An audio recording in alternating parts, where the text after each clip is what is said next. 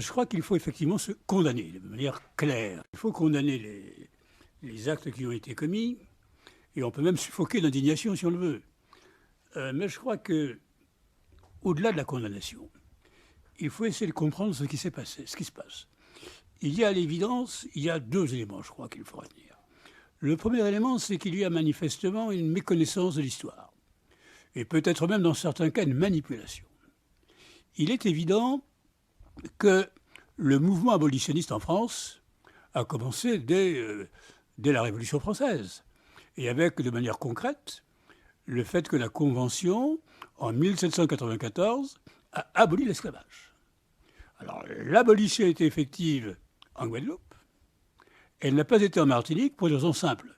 C'est que la Convention avait dépêché donc en Martinique et en Guadeloupe une flottille, des navires, avec à sa tête Victor Hugues, pour abolir par conséquent l'esclavage en Martinique et en Guadeloupe.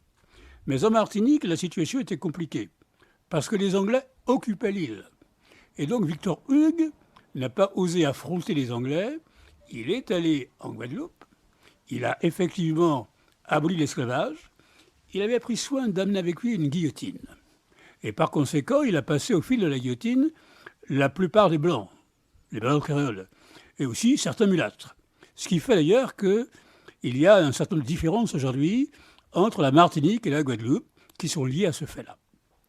Ça, je crois que c'est la première chose qu'il faut indiquer. Il y a eu depuis longtemps, par conséquent, une volonté abolitionniste. Et puis, au fil du temps, il y a eu effectivement des révoltes sur place, d'esclaves, indiscutablement. Indiscutablement. Et puis l'action de Bicêtre, qu'on oublie, l'action de Bicêtre qui était tout à fait déterminante, qui s'est opposée à Victor Schœlcher, mais Schœlcher, il est vrai, a beaucoup contribué à ce que l'abolition devienne une réalité. Il était sous-secrétaire d'État en colonie, et aussitôt, très vite, il a fait décréter l'abolition. Alors, il est vrai qu'il y a des aspects d'ombre. Il y a le fait qu'on a effectivement parfois un peu surestimé le rôle de Schœlcher.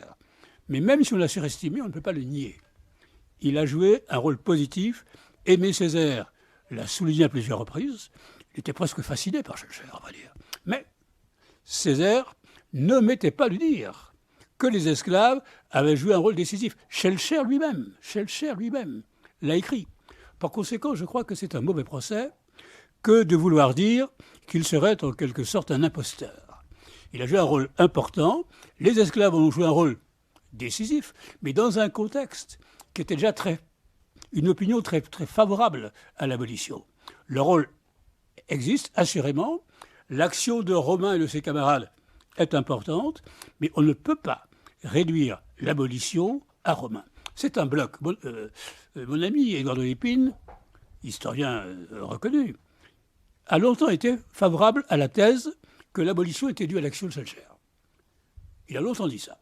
Et puis au fil du temps, et je pense que son entrée au Parti progressiste martiniquais n'est pas étranger, il a changé un peu sa position, il a changé un peu le curseur, et il a une idée que je partage, c'est que l'abolition est un ensemble, c'est un bloc, dit-il.